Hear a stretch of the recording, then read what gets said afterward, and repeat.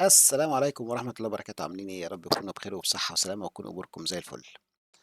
الفيديو ده هو أهم فيديو أنا هاعمله في اليوتيوب. طب أنا ليه باقول إن هو أهم فيديو هاعمله في اليوتيوب؟ باختصار آآ، إذا أنت نجحت في تجربة أو بدأت تنجح في تجربة أو توكلت على الله وربنا ييسر لك الأمور في تجربة، فعليك إنك تنقلها نقل كامل للناس. دي حاجة أنا مؤمن بيها وأهلي علموها لي، وأهلي قالوا لي إنك أنت لو عرفت إن ربنا رزقك ب1% فحاول إنك تنقله للناس لعل وعسى تكون سبب في إنك ترزق حد تاني أو حد تاني ربنا يفتح له أبواب الرزق في نفس المجال بما يرضي الله.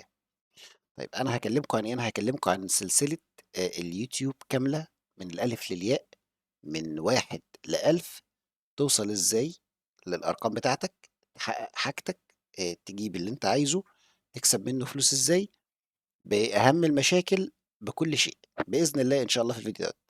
أنت كواحد بتتفرّج على الفيديو دوّة لو بإذن الرحمن عجبك، فبعد إذنك حُط لايك، اعمل له شير. الأهم من اللايك والشير لو في إمكانية إن أنت تقدر تبعته للناس اللي فاهمة في اليوتيوب، بحيث إن هم يقدروا يزوّدوا على الكلام اللي أنا باقوله، يبقوا مشكورين جدًا. طيب، مبدئيًا اليوتيوب هو منصة مُعتمدة اعتماد كلّي على الاستمرارية البحتة. يعني أنا باشرح من الألف للياء، لإن في ناس كتير نِفْسها تعرف التفاصيل كاملة، فأنا هادّي لهم التفاصيل كاملة، بس قبل ما أدّي التفاصيل كاملة لازم تعرّف الناس أنت إيه. أنا على سبيل المثال، أنا الناس عارفاني باسم كينج رامي، أنا اسمي رامي عبد المنعم، streamer فوق ال6 سنين، اشتغلت كpartner مع الفيسبوك، واشتغلت كpartner مع تويتش، وكسبت منهم فلوس كويس جدًا فترة ال6 سنين ديّة، وقررت إن أنا أوقّف استريمات واتجه اتجاه أكبر لليوتيوب. فأثناء ما أنا ما بدأت، كان ليّا أصحاب بادئين يوتيوب وربنا فتح عليهم من واسعة، أشخاص زي سيلفاتشو لو حد يعرفه الناس بتوع PUBG، هو بسم الله ما شاء الله القناة بتاعته أرقامها يعني فوق الرائعة، وهو أحد الناس اللي اجتهدت على نفسها واشتغلت يوتيوب ما قررتش تشتغل استريمات من الأول عكس اتجاهي. طيب، أنا باقول الكلام ده ليه وباعرّف نفسي ليه؟ باعرّف نفسي عشان أدّي لك الخلفية في الكلام اللي أنا هاقوله. طيب أنت عشان تعمل content على اليوتيوب لازم تقدّم محتوى يجذب الناس. طب ما هو المحتوى الجاذب للناس؟ هو حاجة من 3، يا إما حاجة مطلوبة جدًا، يا إما حاجة إخبارية سريعة، يا إما حاجة في مجال الgaming. أنا مقرر إن هو يبقى حاجة في مجال الgaming، في طبعًا ألف مجال تاني، بس أنا باقول لكم الأكثر رواجًا الفترة ديّة. طيب أنا لمّا قررت في مجال الgaming، أنا عملت إيه؟ أنا بدأت الchannel بدأتها ب فيديو كان قوي عن المقارنة ما بين ال60 فريم وال90 فريم في الTDM في PUBG. الفيديو ده سمّع جاب 120,000، حققت ربحية اليوتيوب، الدنيا زي الفل. ثم بعد كده أنا تجاهلت القناة واتجهت ل ل ل لTwitch والستريمات والكلام ده كله. فاتطلب منّي إن أنا أرجع تاني أنشّط القناة وأعيد تحقيق ربحية القناة، بعد ما في فيديو سمّع وكان جالي منّه عدد followers محترم وأرقام وهكذا. طيب، القصة كالآتي في اليوتيوب، أنا باعرف أصنع محتوى، وأنا ديّة أنا لا أقصد بيها شخصي، لكن أقصد بيها اللي هيتفرّج على الفيديو دوّة عشان يبقى هو عنده المعلومة كاملة. أنا هاحاول الفيديو ده ما يكونش مُمِل، فهاقول لكم أنا باعمل إيه. أنا لمّا باسجّل فيديوهات الgaming باتعمّد بجزء من الطريقة إن يبقى في تهريج ويبقى في كلام متواصل، ويبقى في شكل من الحوار القائم ما بيني وما بين الناس اللي معايا، أو الحوار القائم ما بيني وما بين نَفْسي، سواء عملت حاجة صح، سواء عملت حاجة غلط، أو أشرح بحيث إن اللي بيتفرّج هو لا يَمِل ولا يَكِل. فهيلاقيني باحرّك إيدي، هيلاقيني باتنطّط قدّام، هيلاقيني باتعصّب، هيلاقيني باتنرفز، هيلاقيني باهدى، هيلاقيني باعمل له كل حاجة تخلّيه قاعد بيتفرّج على فيديو 40، 45 دقيقة ويقول لك أنا مستمتع، وهو ده تارجتي. باعرف أصنع محتوى، ودي الميزة اللي عندي، تمام. أنا وِحِش في إيه؟ وِحِش في إن ممكن ما أعرفش أعمل thumbnail كويسة، في إن أنا ممكن ما أعرفش أطلّع لكم الفيديوهات perfect as expected لليوتيوب. طيب، أنتِ بتقولي الكلام ده ليه؟ أنا باقول الكلام ده لإن في ناس كتيرة عايزة تبدأ تصنع محتوى، وهي مش عندها الخبرة أو عندها المعلومة، فضروري إن أنا أنقل جزء من خبرتي اللي هي 1% في بحر معلومات كبير جدًا، لعل وعسى الناس دي تبدأ. طيب، اليوتيوب زي ما قُلت في الأول هو مبني على الاستمرارية، يعني إيه مبني على الاستمرارية؟ يعني مبني على إن أنت لازم يبقى عندك كل حاجة متوفّرة. بُص أنا هاخد معاكم الخطوة من الألف للياء. ده شكل الchannel content بتاعي بتاع اليوتيوب. إحنا بنسجّل الفيديو دوّة يوم 13 وبإذن الله هينزل لكم 14 أو 15. طيب الفيديو ده فيه آدي عندي أهوّة، لو بصّيت عندي في الchannel آدي فيديو هينزل يوم 13 الساعة 17:00، 14 الساعة 17:00 تمام أهوّة، 15 و16، 17، 18. أنا عامل base فيديوهات يوم 2، 3، 4، 5، 6. طيب أنا ليه عامل base الفيديوهات دوّة، وده الحاجة اللي أنت لازم تشتغل عليها على نَفْسك، لإن أنت بكل بساطة كل ما أنت بقى عندك stock فيديوهات أنت مريّح نَفْسك. جيت اتضغطت، اضطريت تروح مشوار، تعمل حاجة، فبقى عندك الdata بتاعتك اللي بتترفع وبتنزل وبتظهر للناس، فالناس تقدر تتفرّج عليها، فالناس تبقى عارفة إن هي كل يوم في ميعاد ثابت الساعة 17:00 في فيديو للكينج رامي هادخل، لو أنا مش هاتفرّج at least هاحُط عليه like at least. لو أنا باحب الراجل دوّة والراجل دوّة راجل محترم وأسلوبه حلو في الكومنتات والكلام ده كلّه، هاعمل له share. طيب أنا ككينج رامي استفدت إيه وأنت استفدت إيه؟ بكل بساطة، أنا ككينج رامي استفدت منّك إن أنت راجل محترم، جيت دعمتني بإنّك عملت لي like أو عملت لي share وبالتالي فأنا المحتوى بتاعي ممكن يطلع viral أكتر، ممكن ينتشر أكتر وممكن يظهر للناس أكتر. أنت كراجل محترم استفدت إيه؟ استفدت إن أنت دعمت الراجل اللي أنت بتتفرّج عليه وفي نفس ذات الوقت استمتعت بالمحتوى اللي هو بيقدّمه، فبقى في بينكم connection وهو ده الconnection اللي بينجّح أي يوتيوبر، إن هو يقدر يوصل للmentality بتاعة الناس اللي بتتفرّج عليه، فيبقى الناس دي حاسة إن لو رامي دوّة رامي ده صاحبه، رامي ده أخوه، رامي ده حد يعرفه، رامي ده من كتر الكلام في الفيديوهات ومن كتر ما هو ما قدر يفهمه، هو وصل معاه لمرحلة إن هو بقى فاهم mentality الراجل دوّة. الراجل ده مثلًا لمّا بيلعب في الحتّة الفلانية هو ممكن يتعصب في الجزء الفلاني، هو ممكن يهدى في الجزء الفلاني. في ناس تقول لك أنا باحب أشوفك متنرفز، في ناس تقول لك أنا باحب أشوفك هادي. طيب تمام، دي أول جزء إحنا كده شرحناه بالمقدمة، هي طويلة شويتين، أنا عارف إن أنا باستفيض، بس أنا باحاول أنقل للناس تجربة هادية جدًا، جدًا، جدًا وكاملة على الدنيا. تعالَ بقى نخش في حتّة الإحصائيات وهي الحتّة الأهم. أنا هاشرح الإحصائيات وهاشرح الأرباح وهاشرح إزاي تحط الفيديو تعمل له upload وإزاي تحط الdata اللي على الفيديو اللي تخلّي الفيديو بتاعك يوصل لحتّة أحسن، اللي هي الtags. طيب دي إحصائياتي في آخر 28 يوم. أنا عملت فوق ال25,000 view أو 24,000 view في الوقت الحالي، ما شاء الله ربنا يزيد ويبارك. الwatch time 4900 ساعة أكتر من المعتاد، وده الsubscribers عدد الناس الجديدة اللي جات لي للchannel، وده متوقع الربح اللي أنا ممكن أكسبه في خلال الفترة ديّة اللي هو $20 45 سنت. اليوتيوب بيدّيك حاجة اسمها estimated توقعات، ما بيدّيلكش رقم مقطوع. وبرضه الناس بتوع اليوتيوب اللي فاهمين يا ريت تزودوا على المعلومات اللي أنا باقولها، لو في أي حاجة أنا قُلتها غلط، أي معلومة أنا قُلتها مش مضبوطة، أرجو التصحيح في الكومنتات، هاحط لك الكومنت highlight وأقول بارك الله فيك أنت راجل بتضيف معلومة فنقدر نساعد بيها الناس اللي بتحاول تصنع محتوى. طيب الكلام ده جه مني في قد إيه وقدرت أفعّل القناة تاني في قد إيه؟ في شهرين و12 يوم. ده بالنسبة لي. بدأت بفيديوهات النوع الcontent بتاعي كان Lost Light لعبة اسمها Lost Light، ثم في الآخر خالص قررت إن أنا أبدأ أنقل للعبة اسمها Wild Rift League of Legends Wild Rift، وبالتالي فعرفت أجيب على League of Legends Wild Rift أرقام، وعرفت أجيب على Lost Light أرقام. طيب هل أنت دعمت، هل أنت موّلت، هل أنت عملت أي حاجة عشان يوتيوب يدعمك؟ لأ، هي مرّة واحدة على short والshort دي كنت باجرّب بيها حاجة واحدة، وزي ما أنتم شايفين الshorts عندي ميّتة. طيب أنا هاشرح لكم الفرق ما بين الفيديوهات وبين الshorts. طيب نيجي بقى كده نتكلم في نقطة سريعة، طب هو اليوتيوب عايز منّي إيه؟ اليوتيوب عايز منّك 1000 متابع عشان تحقق شروط الربحية، 1000 متابع و4000 ساعة مشاهدات. يعني إيه 4000 ساعة مشاهدات؟ يعني الناس تشوف المحتوى بتاعك بما يتعادل على 4000 ساعة. طب ما أنا باشوف شركات بتبقى موجودة أونلاين وجروبات موجودة أونلاين بتقول لك تفعّل لك قناتك وتحط لك ال1000 follower وتحط لك ال4000 ساعة بفلوس. عليهم 850 والّا 1000 والّا 2000 جنيه والّا 5000 جنيه.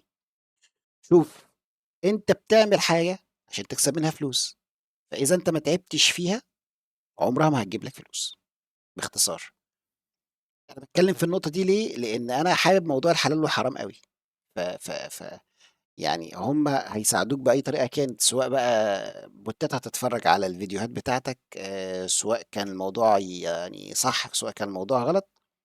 أنا يعني باقولها لكم بكل صراحة، لو ما تعبتش، بذلت مجهود، حطيت stock فيديوهات زي ده كده، عرقت في الفيديوهات وبذلت أقصى ما في إمكانك، عملت thumbnail محترم، تعبت كeffort وكمجهود علشان تقدر تطلّع حاجة نضيفة، يعني ما أعتقدش إن دي مجالك. تمام. طيب أنا بعد كده عندي playlist لكل حاجة أنا عايز أعملها. يعني فيديوهات wild rift ليها playlist أهيّة، lost light 93 فيديو ليهم playlist أهُم. تمام. wild rift 50. arena breakout ليها playlist. arena breakout PC 13 أهوّة. بعد كده هتلاقي حاجات منفردة ليها playlist، كلّهم total 10 playlist. طب أنا باعمل ده ليه؟ باعمل ده علشان اللي هيدخل يتفرّج على فيديو هو ممكن يتنقل من فيديو للتاني، للتالت، للرابع، وهو قاعد سرحان، حاطط التليفون جنبه، بيعمل حاجة. طيب هو بيخدمك كواحد ب ب ب بتستريم، sorry، بترفع فيديوهات يوتيوب، بإنك أنت بيعلّي لك المشاهدات، وفي نفس ذات اللحظة أنت بتمتّعه بالمحتوى بتاعك لغاية لمّا هو يبدأ يمِل وينقل من الفيديو لفيديو لحاجة تانية بقى، يروح يتفرّج على فيلم بقى، يروح ياكل، يعمل اللي هو عايز يعمله. طيب تعالَ في جزء الanalytics. إحنا اتكلّمنا هنا ده عدد الviews، وده الcontent، الaudience، ده نقطة العائد. ماشي. دي حاجة تفصيلية، دي جوّه في الchannel analytics. في حاجة تانية هنا ممكن أقولها لكم؟ لأ. تعالوا لجزء الearn، الجزء اللي الناس محتاجة تفهمه. طيب نرجع تاني، إحنا قُلنا إن إحنا محتاجين 4000 ساعة، ومحتاجين محتاجين 4000 ساعة مشاهدات، ومحتاجين آآ 1000 follower. تمام. دول عشان تبدأ تحقق شروط الربحية. طيب أنا بعد ما وصلت لجزء تحقيق شروط الربحية، بتخش تملى اليوتيوب partner program بتاعك data، بتملاها. ثم بتيجي الحتة اللي أغلبية الناس بيحصل معاها مشكلة زي حالاتي، حتة الverification. بتيجي لك الصفحة ديّة عشان تفعّل الجوجل أدسنس بتاعك. ده الأدرس بتاعي اللي هييجي لي عليه الجواب. تمام. الأدرس اللي هييجي لك عليه الجواب دوّة whatever هو إيه، أنت لازم ييجي لك جواب من الشركة فيه كود 6 أرقام. الجواب دوّة أنت بتاخد تحط كود 6 أرقام، بعد كده تقدر تفعّل الهوية بتاعتك وتقدر تفعّل أمورك قدّام اليوتيوب، وبالتالي اليوتيوب يبدأ يكلمك على إن أنت كده بالنسبة له خلاص active، ويقدر يبعت لك الفلوس بتاعتك لمّا توصل للtarget بتاعك. طيب أنت تارجتك الحد الأدنى عشان تقدر تسحب فلوس $100. يعني قبل ال$100 أنت ما بتعرفش تسحب فلوس من اليوتيوب. طيب إيه تاني في التفاصيل؟ أنا لمّا آجي بقى نبدأ من الصفر. أنا بالمناسبة بيّنت لكم كل البيانات بتاعتي والdata بتاعتي، وأنا ما عنديش جنس مشكلة 1% في إن الناس تطّلع على data وأرقام، لإن أنا مُدرك تمامًا إن رزقك عند ربنا في الأول وفي الآخر. ولكن أنا زي ما قُلت لكم، أنا باحاول أنقل لكم الصورة كاملةً، وده أهم شيء في الفيديو. أنا عايز الناس اللي لسه هتبدأ يوتيوب أو بتبدأ يوتيوب أو شغّالة يوتيوب يبقى عندها من الألف للياء، لإن ده بإذن الله زي ما ربنا ما يفتح لي فيه باب رزق، إن شاء الله يفتح لكم جميعًا باب رزق، ويبقى يعني باب رزق أحسن بكتير. طيب أنت دلوقتي لمّا تبدأ تstart إنك ترفع الفيديو، ماشي. شوف مثلًا على سبيل المثال أنا أخدت الفيديو دوّة أهوّة، أنا ماشي لك sequence كإني ده كنت باعمل الthumbnail من الألف للياء. آدي الفيديو أهو هنا حطيته upload. تمام. أنا مغيّر اسم الفيديو وأنا ب ب باعمل له edit، فحاطط الفيديو كده. تمام. wild drift مش مهم مين معاك اللات، مش مهم مين معاك اللات، المهم أكسب. أنا حاطط عنوان بادئ باسم اللعبة اللي أنا بالعبها أو اللي أنا بارفع فيها فيديوهات، فالناس تبقى interested فيها. تمام. تحت هنا ده الطيب المطلوب علشان الفيديو يترفع. أوكي. وبعد كده عندك هنا دي الthumbnail اللي أنت بتحطها. الthumbnail أنت ممكن تعمل لها تصميم عن طريق برنامج زي canva. تمام. وفي برامج تانية كتير جدًا. بتخش بقى تقعد تلعب زي ما أنت عايز تلعب بقى، يعني حاول مرة 2 3 4 5. أنا مش متمكن مثلًا، فدي هتبقى الthumbnail بتاع الفيديو اليوتيوب. أوكي. أنا مش متمكن. في ناس تانية متمكنة، في ناس ممكن تشتري الprime بتاع هنا فيتفتح لك حاجات كتير، تحط حاجات زي كده whatever. الموضوع يبان لك إن هو صعب، هو مش صعب. تمام، وما تكسّلش فيه، لإن في يعني الthumbnail جزء مهم جدًا، جدًا، جدًا من جذب الناس للفيديو، ده وجهة نظري البحتة. طيب بعد كده باجي هنا في الplaylist باحط الاختيار بتاع Wild Rift Items and Builds دي الجروب اللي أنا كنت عامله قبل كده لكل فيديوهات Wild Rift، علشان زي ما أنا ما قُلت لكم، اللي بيتفرّج على فيديو وهو ساب التليفون مثلًا جنبه، فينقل من فيديو للتاني للتالت هكذا. بعد كده هنا بيقول لك هل الجمهور بتاعك أغلبيتهم أطفال أو حاجة؟ في الجزء الخاص دوّة أنا قُلت لأ، لإن أنا الجمهور بتاعي عامةً شامل كبار وصغار وهكذا. لمّا بتحُط حاجة متخصصة بهل طفل والّا مش طفل، بيبقى في محتوى مختلف شوية للأطفال، بيبقى في محتوى يعني ممكن يكون ترفيهي لا يشمل إن أنت ممكن تقول جملة خارجة، تمام؟ بعد كده النقطة التانية، هل أنت عايز تقفل فيديو على الviewers اللي معرّفين نَفْسهم لدى يوتيوب إن هم أكبر من 18 سَنة؟ ده اللي ممكن يكون فيه محتوى خارج شوية، أو ممكن يكون فيه محتوى طبّي فيشمل جراحة، يشمل دم، يشمل حاجة خارجة شوية، فتبقى في التصنيف ده. ثم بعد كده هل ال الفيديو دوّة يحتوي على حاجة ليها علاقة بشخص في الحقيقة أو data أنا ساحبها على الكلام ده كُلّه؟ لأ. تمام، بعد كده كل اللايكات دي خلّيها زي ما هي، ماشي، اللايكات دي كلّها خدمات هو بيقدّمها لك اليوتيوب، يعني شاكرين عليه، وهنا هو بيحاول إن هو قدر المستطاع يساعدك. نيجي لأهم نقطة بقى، التاجات. طيب يعني إيه تاجات؟ عشان الناس تبقى فاهمة القصة. التاج هو إن أنا باحط كل الdata المتعلقة بالsearch bar بتاع الناس لمّا تيجي تدوّر عليها، يعني أنا اسمي كينج رامي، أدي 1، أنا اسمي streamer كينج رامي، أدي 2، كينج رامي آآ وايلد ريفت، أدي 3، كينج رامي يوتيوب، أدي 4. مش شرط كل التقسيمة ديّة، أنت ليك 500 حرف، يعني أنت ليك أهوّة تحت هنا 500. طيب تعالَ لحاجة تانية، اللعبة اللي أنا بالعبها اسمها إيه؟ League of Legend أهي، نكتب الاسم كلّه League of Legend Wild Rift، تمام؟ وفي لعبة شبيهة بيها اللي هي اسمها LOL أو اللي هي League of Legend الأساسية، League of Legend. حُط الاختصارات كمان، يعني LOL WR، كل دي الاختصارات بتاعة اللعبة، تمام؟ ثم بعد كده عندك YouTube Content Creator، أنا باحط كل الdata الrelated والمتوقع إن الناس تعمل عليها search في البار، فتقدر توصل للفيديو دوّة. اللعبة دي تبع شركة إيه؟ اسمها شركة Riot Games. طيب اللعبة شركة Riot Games ديّة أشهر لعبة عندها إيه؟ إحنا قُلنا League of Legends وقُلنا League of Legends Wild Rift وقُلنا Valorant، كل ده أنت بتضيفه as a sequence. طب هل أنا لو ما ضفتش الكلام ده هاتضر؟ مش هتوصل لreach، لإن الكلام ده هو اللي الناس بتدوّر عليه، تمام؟ ثم بعد كده نيجي نكتب بالعربي محتوى ضحك، نكتب نقول ألعاب، نكتب نقول Wild Rift، نكتب نقول كينج رامي، محتوى بالعربي اللي هو الcontent اللي أنا باقدّمه بالعربي، كل ده حاجات أنا عايزها تظهر للناس لمّا الناس تعمل search، تمام؟ بعد كده عندك في إيه تاني، أنا بcheck من الذاكرة، بس هو عادةً أنت المفروض تبقى أنت مجهّز الكلام ده في note وتبقى تاخدهم على طول copy paste. ضبطت معاك خير وبركة، ما ضبطتش معاك في note وبتاخدهم copy paste، اعملهم manual زي ما هُم بيتعمل كده، مش هيحصل أي حاجة خالص، هتاخد منّك دقيقة بالضبط وأنت بترفع الفيديو. بعد كده تعالَ هنا أنت بتعرّف لغة الفيديو، أنا باعرّف الفيديو بإن هو عربي، وهنا الcaption اللي هو لو في ترجمة والكلام ده كلّه لأ. بعد كده وقت الrecording يوم 13 وآدي الlocation بتاعي في Egypt. ثم بعد كده هنا اسم اللعبة تعريفها إيه، League of Legends Wild Rift. أنا ماشي لك بالsequence بكل بطء، ويعني عايز أدّي لك كل المعلومة من الألف للياء، علشان التجربة دي لازم تتنقل لك كاملة، فأنت تقول لي لو في حاجة زيادة تضيفها لي، لو في حاجة زيادة تضيفها للناس في الكومنتات، تبقى مشكور جدًا، ربنا يفتح لك أبواب الرزق من واسعة. بعد كده دي جزء هل أنا عايز الفيديو يبقى عليه إعلانات مموّل يعني إعلانات الناس تشوفها فأنا أكسب فلوس؟ وبعد كده next.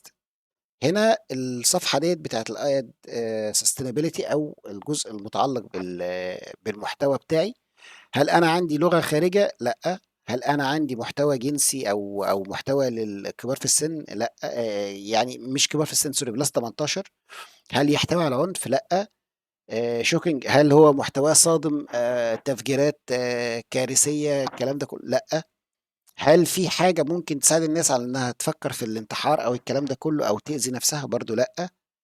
هل بيحتوي على شكل من المخدرات أو الترويج للمخدرات أو ترويج لأي حاجة قريبة من كده؟ برضه لأ. هل في شكل من الكذب والخداع أو الأسلوب اللي مش لطيف يعني اللي هو كده؟ برضه لأ. هل يدعم الفيديو بتاعي مثلًا فيه hate speech أو hateful اللي هو محتوى يؤدي إلى الكراهية أو يدعمك؟ يعني مثلًا لمّا حد مش عارف أشرحها لكم إزاي، بس اللي هي آمم محتوى يدعم الكراهية، يعني أبقى أنا باتكلم على حد بشكل تشويه ليه، فالناس تكرهه بناءً على اللي أنا باقوله. حاجة متعلقة بالسلاح sensitive events الكلام ده كله، المواضيع الجدلية، أنا ما عنديش ولا أي حاجة من الكلام ده. هتقوم عامل check على اللي تحت خالص، بعد كده هتقول submit rating. كده هو already هيبُص على الفيديو بقى قبل الفيديو ما يترفع، وهيعمل الcheck بتاعه إن كل الشروط اللي أنا قُلتها دي مش موجودة، ثم بعد كده الفيديو هينزل. لو في حاجة في كل الشروط اللي أنا باقولها ديّة مش مضبوطة، مش هيرضى ينزّل الفيديو، أو هينزّل الفيديو ويرفع من عليه الإعلانات، على حسب، وهيدّي لك warning قبلها. بعد كده هنا في video element ديّة، أنت بقى لو عايز تحط ترجمة، لو عايز تحط screen في الآخر خالص اللي هو باي باي مع السلامة whatever كان، في ناس بتعمل الكلام ده كله، في ناس ممتازة وبتعمل الكلام ده كله. ثم بعد كده الcheck إن هو بيقول لك إن هو هيcheck الفيديو قبل ما الفيديو ما ينتهي وهيسيّفه والكلام ده كله، ثم الجزء الأخير بتاع إظهار الفيديو. طيب أنا لو دوست public الفيديو ده أول ما يخلص هينزل، ساعتها في أول لحظة يظهر للناس. فأنا من الناس اللي هتحط الفيديو دوّة يوم 19 أهو، مثلًا الساعة 17:00 اللي هو الميعاد اللي أنا بارفع فيه ثابت. أنا بقى لي شهرين و18 يوم في ميعاد ثابت أنا بارفع فيه فيديوهات، اللي هو الساعة 5:00 PM بتوقيت مصر، 5:00 مساءً بتوقيت مصر. الفيديو ده هو الفيديو الوحيد اللي هينزل الساعة 3:00 يوم 15، وأنا متعمد إن هو ينزل الساعة 3:00 يوم 15 علشان الناس تخلّصه، وبعد كده تبقى بتلحم فيديو في فيديو. الفيديو ده هياخد قد إيه؟ هياخد whatever كان الوقت، بس الtarget الأول والأخير منه إن الناس تفهم إزاي تقدر تكسب فلوس من اليوتيوب. ده بكل بساطة واختصار إزاي ترفع فيديو من الألف للياء، تحط التاجات، تكسب منه فلوس بالكلام ده كله. طيب دي المشاهدات والأرباح بتاعة القناة بتاعتي في خلال الفترة الأخيرة ديّة. عندي عدد من الfollowers كويس، watch time ممتاز، احتمال ييجي لي منها ربح. لمّا يتفعل الربح برضه هاقول لكم بالتفاصيل دي كلها. ده رزقي، تمام. أنا بذلت عليه مجهود وربنا بيكرم. طيب اليوتيوب أنت ممكن تكسب من إيه تاني؟ ممكن تكسب من 3 حاجات. إحنا قُلنا الفيديوهات ده كده خلاص، وعندك جزء الshorts. أنا للأسف مش شغال shorts. في ناس بتعمل إيه؟ يعني من المنطلق اللي أنا شُفته، في ناس بتعمل إيه؟ بتعمل الآتي، ماشي. ده حساب الshorts اللي هم شايفينه ليّا، يعني هم مدّيين لي تقريبًا ده أقل من سنت بwhatever يعني. بتتفق مع designer محترم جدًا، بيجيب له content shorts وبيدوّر وبيجيب له content shorts من أي حتّة، بس بيcreate هو الshort، يعني أنت بتصنع أنت المحتوى. في ناس بتلجأ للأسف، للأسف، للأسف لإنها تاخد شغل ناس تانية، تغيّر في البسيط وترفعه. ده فيه حرمانية بحتة، وده فيه أذى لنفسك لو الشخص دوّة يعني عرف إن أنت واخد محتواه ورفعه وبتكسب منه في الshort رقم محترم، لإن الshorts ممكن تطلع viral بكل سهولة، لإن الshorts بتظهر لك على طول على الفيسبوك على sorry على اليوتيوب. ولكن يعني أنا أنصح لو هتشتغل shorts اتفق مع designer محترم يعمل لك في اليوم 2 shorts أو في الأسبوع 2 shorts ل4 shorts وترفعهم بنفس الطريقة اللي إحنا رفعنا بيها كل حاجة، تحط التاجات، تحط الدنيا، وربنا يكرمك. الshorts ممكن تحقق لك عائد أكتر من فيديوهات اليوتيوب، بس أنا بالنسبة لي تركيزي الأكثر هو الفيديوهات، ممكن مستقبليًا أشتغل shorts. تمام، هنا super and gifts ديّة ده لو حد عايز يعمل لك حاجة، ماشي، ودي الmembership لو حد عايز يشترك عندك في الchannel. أنا ده صفر وده صفر، لإن أنا لسه محقق ربحية الchannel ما كمّلتش مثلًا 12 يوم أو 13 يوم. طيب في إيه تاني ممكن تكسب منه؟ إحنا كده بنتكلم على الفيديوهات أهيّة الwatch page ads وعندك الفيديوهات، وعندك الshorts، وعندك اشتراك الmembership.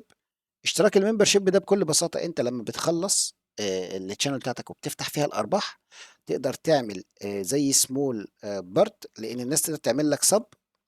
الsub دوّة زيه زي على Twitch، زيه زي على اليوتيوب، زيه على الفيسبوك، زيه على كل المنصات، أنت بتكسب منه فلوس، مقابل كده الشخص ده بياخد امتيازات أكبر.